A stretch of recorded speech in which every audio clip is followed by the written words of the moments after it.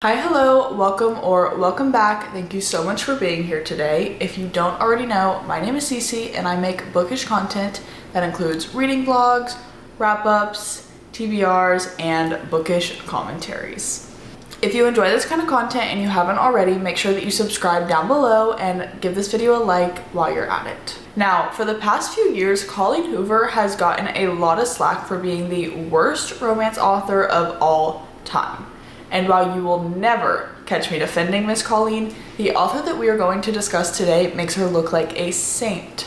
Because for all of her faults, at least Colleen Hoover's main characters aren't minors. Today I want to dive into a book that has recently come to my attention, and that is Balance by Lucia Franco.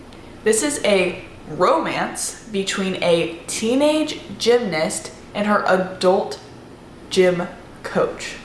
No, you don't need to rewind the video, you did hear me correctly. This is a romance between a 16-year-old gymnast and her 32-year-old coach. Now, I did unfortunately have the displeasure of reading this book because I didn't want to come on here and talk about it without all of the context and facts, and it was exactly as disturbing as I thought that it would be. So today I'm going to be breaking down Balance and why it is not just problematic, but genuinely disturbing and irresponsible. I'm going to start with a quick plot breakdown just so that we're all on the same page and so that you never have to read this book. And then we're going to move into the discussion about where this book crosses the line and why it matters. So this book follows Anna, or as our male main character calls her, Ria. I'm going to refer to her as Anna because I despise him and I don't want to do anything that he does. So Anna is a 16-year-old gymnast who dreams of going to the Olympics, and originally she wants to move to New Hampshire for this coaching program. She feels as though she has outgrown her gym. Her father compromises by telling her that she can go to a gym 3 hours away in Georgia that is run by a friend of his. His logic for this is that 3 hours away is close enough so that if anything happens, he can get there pretty quick, and in the meantime, his trusted friend can take care of things. Okay, and not to mention, the 3 hours away is from Florida, where the age of consent is 18, to Georgia, where the age of consent is 16. That is rather convenient, don't you think? Her new coach's name is Kova, and he is a 32-year-old grown man. And the last time that he met Anna was whenever she was 5 years old and wearing pigtails. Okay. Now, the book notes that they haven't seen each other since, so he didn't watch her grow up. But that doesn't make this less uncomfortable for me. Early on into the book, they make sure to emphasize that Anna is mature for her age. Let me tell you, I don't care how mature for their age a 16-year-old is, they're still 16. And no, mature for their age 16-year-old is going to be able to match a 32-year-old adult because they don't have the life experiences. But okay, let's just follow this justification for a minute. Their narration suggests that because Anna is from Palm Beach, which is a wealthy area of Florida, that the kids in this community grow up quickly, and that being 13 going on 18 is normal. Now, the framing here is that because Anna is 16, that she is actually closer to 21. This framing is used to try to soften or justify this inappropriate age gap. And when Anna meets Kova, she repeats multiple times that he looks 25. Now, I feel as though this is the book trying to convince us that this is actually a relationship mentally between a 21-year-old and a 25-year-old, which would be much more appropriate rather than what it truly is. Or at least that is the subconscious messaging that we are getting, which I absolutely do not think is okay. So Kova initially tells Anna that she is not good enough to go to the Olympics, and after she begs him for another chance, he pretty much drops all of his other students and spends 50 hours a week pretty much only training her. Now, I don't think I need to remind you that there are 40 hours in a work week. This man is spending 50 hours a week pretty much training only Anna. And meanwhile, Kova is not a single man. He has a long-term girlfriend named Katya, who, by the way, he's Russian. She moved from Russia to Georgia under the hopes that they would be building a life together. And meanwhile, this man is, you know, messing around behind her back with a minor. So, you know, that's awesome. So Anna is immediately attracted to Kova. And honestly, this isn't too abnormal. It is not uncommon for a teenage girl to have a crush on an older teacher or, you know, coach, whatever, think that he's cute, be a little giggly. That's not unheard of. And this could have been framed as a teenage crush and kind of dealt with properly. A responsible adult in Kova's position would have politely shut Anna down, let her know that it was inappropriate, might have maybe had her spend more time with another coach to distance themselves a little bit while she got over it. However, Kova's reactions and next steps are what completely blur that line and cross those boundaries. During private flexibility sessions, Kova finds reasons to touch Anna more and more, and his hands kind of slip while he is stretching her, things like that. And details like this are framed as tension or desire, but what it's really doing is blurring those lines and making it so that Anna is reading into this desire from Kova, and it's making the whole entire situation worse. And this clearly signals grooming behavior where he starts small to test the boundaries and he's just gonna keep working his way up and up and up, and her mind is so emotionally frayed that she can no longer find those boundaries. Another sign of these continually slipping boundaries is whenever Kova and Katya hold a 4th of July party in their home. During this party, Anna slips away and finds intimate photos of Katya in Kova's office, and whenever he catches her, she is a little bit jealous, a little bit upset, and he tells Anna that she is just as beautiful as Katya. He tells the 16-year-old girl under his authority that she is just as beautiful as his adult long-term girlfriend. This is going to continue to mess with Anna's mind and blur those boundaries. This story, of course, also takes the time to justify Kova through a tragic backstory.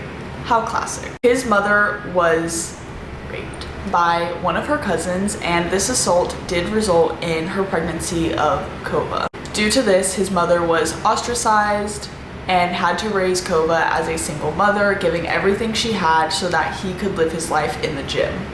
She has also since passed, so there is a lot of sympathy points there to be gained, and I feel as though we are trying to convince readers that Kova could never be an abuser because he feels so strongly about what happened to his mother. We are manipulating readers into excusing his actions due to his own trauma. We also throughout the story see Kova pushing Anna much harder than he would any other athlete, to the point where it's dangerous. For example, after he notices that she doesn't grip the bar properly, he forces her to train this one event for the entire 8-hour day and many days afterwards without using her grips. He says that she needs to be able to train through the pain even though her skin is literally ripping open and severely blistering. And while we often know that your skin might be able to heal just fine, even though it might leave scars, this kind of strain on your wrists can also lead to long-term injuries such as torn ligaments, something that is extremely dangerous for somebody who wants to go to the Olympics. He is, at the end of the day, an emotional and irresponsible coach whenever it comes to Anna.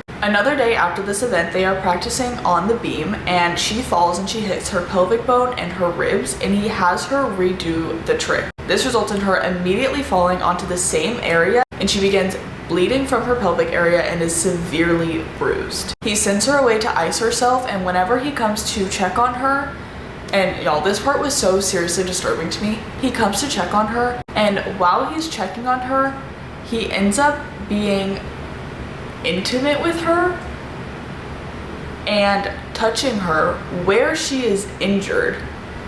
And honestly, that is just so very disturbing to me, and all of this is so very disturbing to me, but that in general, like, she is genuinely injured and that is what you are focused on. It's just, I cannot stand this man. About a week after this event, Anna's in the gym alone and Kova ends up coming by, and they have a conversation about control, which ends in them pretty much doing everything but, and they are only interrupted whenever Katya comes in, and Anna ends up overhearing an argument between the two where Katya is saying that Kova is never home, that he promised that she was going to be taken to this country and that they were going to build a life together, etc., etc. And Kova pretty much ends up telling her that he didn't hear her complaining while she was staying home tanning and spending his money. He tells her that she should just be happy that she doesn't have to work, as if being a stay-at-home girlfriend in a strange country, alone, all day long, is a fulfilling way to live your life. After this event, we finally get Anna to confide into somebody, and she ends up calling her best friend and using a hypothetical story to get some advice. Her best friend does some research and jokes that she's lucky that she's in Georgia because it would be seriously illegal if they were in Florida. This completely minimizes the situation, and not to mention her best friend is also dating an older guy, so it is literally the blind leading the blind here. Although I will give her a little bit of credit and say that later, whenever things do progress further, she does advise Anna to quit while she's ahead. Bless you. She does advise Anna to quit while she's ahead and basically tells her to just stop everything altogether, which, yes, that would be the smart thing to do, now wouldn't it? But as you can imagine, Anna does not listen, and things pretty much just continue to progress from there. I am going to spare you most of the details from here because this plot is honestly so very repetitive that I'm just going to explain the cycle that we go through for about the next 300 pages. Basically, Kova will show up at Anna's apartment, or they will find themselves secluded in a part of the gym. They will have relations. Kova will feel guilty and act like a huge douchebag to everybody, tell Anna that it can never happen again, and then a few days later, he shows up again, and everything happens over and over again. I'm pretty sure this happens like 4 times, and honestly, it was just so repetitive. Kova also follows a pattern that is very common with abusers, and it is that he pretty much blames Anna for everything. In the heat of the moment or while they're arguing, he's constantly telling her that she's making him do this, or that things just feel so right with her, or I don't know, things of that nature, pretty much putting the blame and control in her hands as if she is not the minor in this situation, kind of just to absolve his own guilt and make him feel like less of a disgusting person. The next big conflict is whenever they finally address the whole birth control situation. Spoiler alert, there is none. So he has her take a morning after pill, which basically kind of, I guess, shuts down her immune system. So now she has an infection that she has to go to the doctor for. And after she gets back from the doctor, he comes to her and makes her take another morning after pill. And instead of comforting this sick and terrified 17-year-old, he basically tells her that if she gets pregnant and somehow it links back to him, that he will deny it until the day that he dies, because that is both responsible and normal. After she gets better, a few days pass by and they're in the gym, and he decides to pull her out of the meet that they have been training for pretty much this whole entire book. This is the meet that will determine that she is able to move up a level and actually begin her true training for the Olympics, and he decides that he doesn't want her to compete in it. Nope, not anymore. And you want to know why? It's not because she's not good enough, it's because he's jealous. It's because he's jealous of Hayden, who's pretty much the only person who has been nice to Anna since she came to this gym. And he decides that they are in a relationship, which breaks one of his rules. Mind you, sir.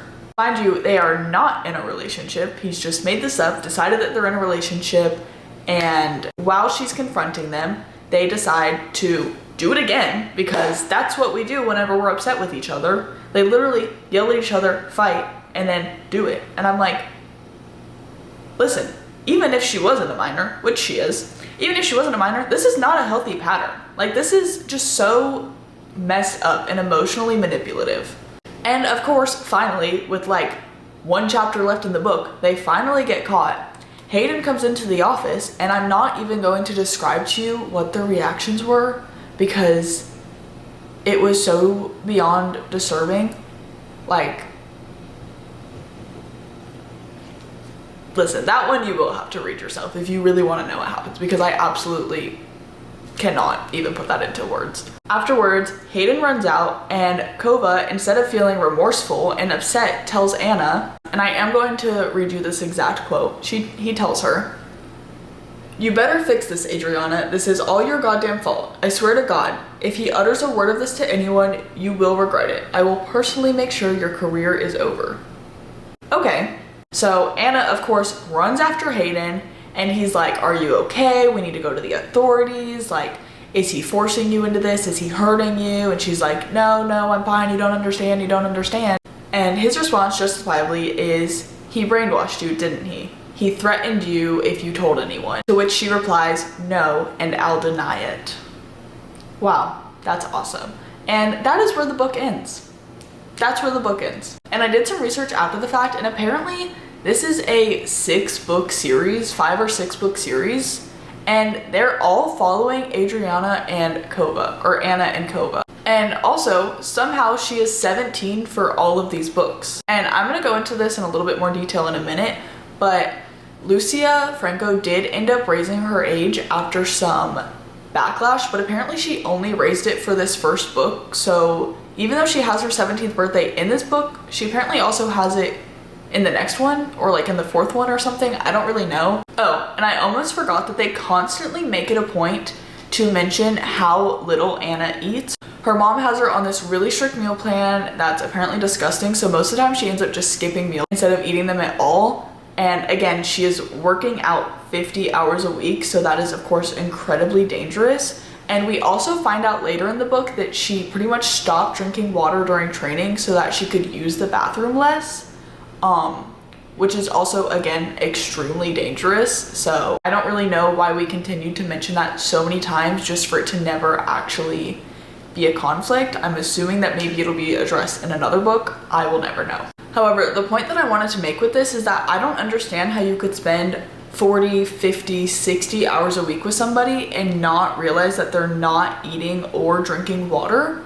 The only person who seems to even notice this a little bit is Hayden, even though Anna is constantly describing to us how Kova is always watching her, always constantly watching her, even from across the gym, even whenever he's not the one training her. And this is honestly just further proof to me that he does not care about her as a person or as an athlete. So, you know, that's romantic, truly. Now, pretty much against my will, I am going to read you some quotes from this book that stood out to me, just so that in case that whole description didn't deter you and pretty much turn your stomach inside out. I'm so sorry. I'm so sorry for what I'm about to put your ears through. Kova tells her, and the sickest part is that I want you to tell me no. I want you to fight me, but it would not matter what I would take it anyways. Cool. He also tells her, you know, this is your fault. I should have stopped your advances. I should have been stronger and turned you away like I did all the others in the past. I have never been with a gymnast, let alone someone underage. So it's her fault that he's, you know, a pedophile. Of course. Duh. And finally, again, he places the blame at her feet and says, what they do not teach us is that it is not always the coach who seduces the athlete. That sometimes, maybe sometimes, it is the other way around. Sir, she is 16.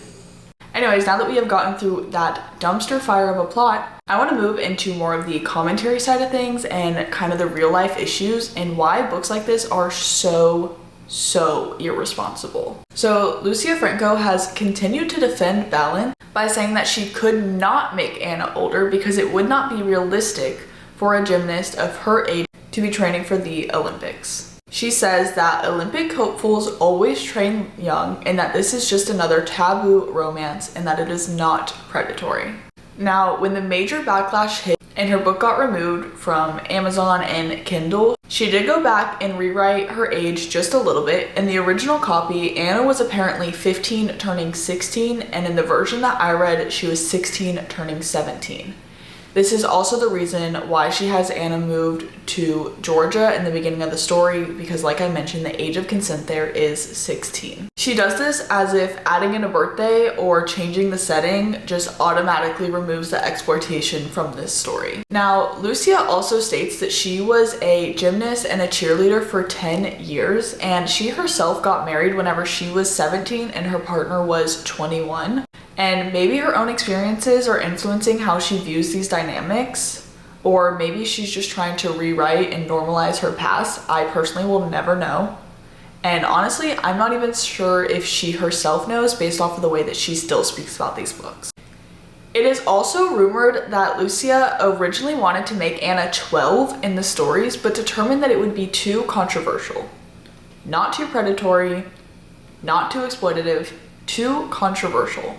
As if the audience reading it is the one with the issue, not in the content itself. And that honestly says a lot because what's being written here is not edgy or pushing the boundaries. It is the sexualization of a minor in a professional power dynamic that mirrors real and horrifying cases of abuse. Lucia has also publicly argued that her story is not inappropriate because pedophilia only applies to those who are 13 and younger. And with Anna being 16 turning 17, she is much older than that. This logic completely ignores the fact that Anna is still a minor, still a student, and still under the control of an adult who controls her athletic career. This is not a loophole. This is literally just exploitation.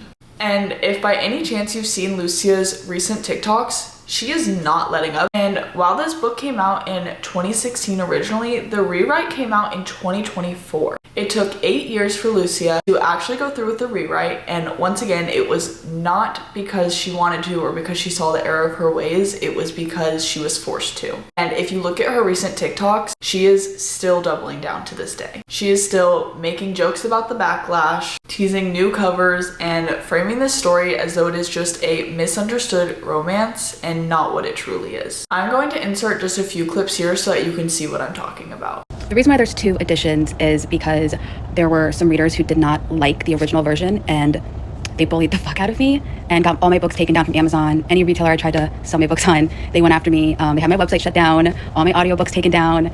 The bullies were relentless, and no matter what I did or who I spoke to, the only conclusion I can come to was to rewrite the books so I can get them back on Amazon. I didn't want to because I felt like it wasn't true to the story, but I needed to get my books out there again. Causing a disturbance in the building. She started the disturbance. You used the F word during that fight, didn't you? In gymnastics especially, we've seen just how easily power, trust, and control can be twisted into something manipulative and abusive. And the Larry Nassar case has exposed just how widespread this kind of abuse is. From 1996 to 2014, he was the team doctor of the United States Women's National Gymnastics team, and he was a man trusted by hundreds of families and young athletes. However, he used his position to groom and assault girls as young as the age of 12 under the guise of training and medical care. These kinds of stories are not fiction. Or we can look at the case of Coach John Geddert, who owned a gymnastics facility and actually worked closely with Nassar. Geddert was charged with human trafficking and sexual assault before he eventually took his own life. These are just 2 examples, and they are not isolated stories. And they show exactly how dangerous it can be whenever adults blur the professional lines between themselves and teenagers who are in their care and who trust them. So when an author like Lucia Franco takes that exact real-world scenario between a young female athlete and a powerful male coach and packages it as a spicy, forbidden romance, this is not a taboo. This is exploitation and normalization of abuse. It turns grooming and sexual abuse into entertainment, and worst of all, it teaches readers, who many of which are young women, that this kind of predatory behavior can be normal and romantic. I'm sorry, this story is so upsetting to me that I'm genuinely getting emotional talking about it, so I'm really sorry. Give me just a second, y'all. Now, some readers have even tried to defend this book by saying that it is just fantasy. They've tried to compare it with fae romances, that this kind of story is no different from the dark and morally gray romanticides where the 19-year-old girl falls in love with the 500-year-old fae male. And while I have also addressed my issue with these power dynamics in the last video that I posted, I think that it is very clearly important to state that this is not the same thing. Fantasy gives you a distance between where you are and what you are reading. There is a metaphorical space built on symbolism and magic where age gaps and hierarchies often take on a completely different meaning. It is not a reflection of real-world laws, systems, or social structures. To put it shortly, a 500-year-old fae warrior is not your neighbor or your coach.